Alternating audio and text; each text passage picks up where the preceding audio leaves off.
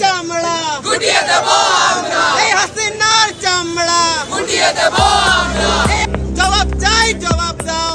গণ আন্দোলনের মুখে শেখ হাসিনা দেশ ছেড়ে পালিয়ে দিল্লিতে নির্বাসিত জীবন কাটাচ্ছেন।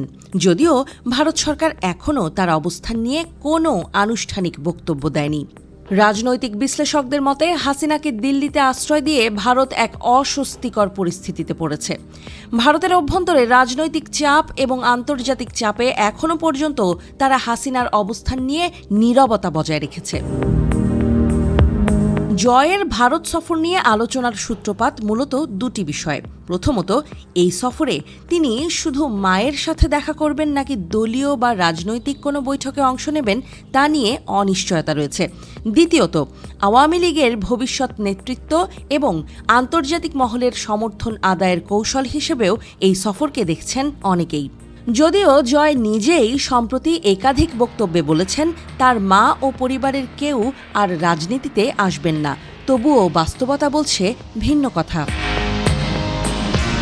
বর্তমান রাজনৈতিক প্রেক্ষাপটে আওয়ামী লীগের অবস্থান বেশ দুর্বল। বর্তমান সরকার দলটির কার্যক্রম নিষিদ্ধ ঘোষণা করেছে এবং দলের শীর্ষ নেতাদের বিরুদ্ধে মামলা ও গ্রেপ্তার অভিযান অব্যাহত রেখেছে। ফলে আওয়ামী লীগের নেতাকর্মীরা দিশেহারা হয়ে পড়েছেন। এই অবস্থায় জয় তার সফরের মাধ্যমে দলের নেতাদের সাথে যোগাযোগ স্থাপন এবং একটি নতুন রাজনৈতিক কৌশল নির্ধারণ করতে পারেন বলে ধারণা করা হচ্ছে। এদিকে রাজনৈতিক বিশ্লেষকদের অনেকেই জয়কে রাজনৈতিকভাবে অযোগ্য বলে মনে করেন। তারা মনে করছেন দীর্ঘদিন প্রবাসে কাটিয়ে এবং রাজনীতিতে সরাসরি সক্রিয় না থেকে জয় আওয়ামী লীগের জন্য নেতৃত্বদানে সক্ষম নন, বরং তার কিছু বিভ্রান্তিকর বক্তব্য ও অপ্রস্তুত মন্তব্য দলকে আরও কোণঠাসা করে তুলেছে। সফরটির আরেকটি গুরুত্বপূর্ণ দিক হল জয়ের নাগরিকত্ব ইস্যু। জানা গেছে তিনি সম্প্রতি মার্কিন নাগরিকত্ব গ্রহণ করেছেন এবং বাংলাদেশি পাসপোর্ট বাতিল হওয়ার পর নতুন পাসপোর্টের জন্য আবেদন করেছেন। এতে তার রাজনৈতিক অবস্থান নিয়ে নানা প্রশ্ন উঠেছে।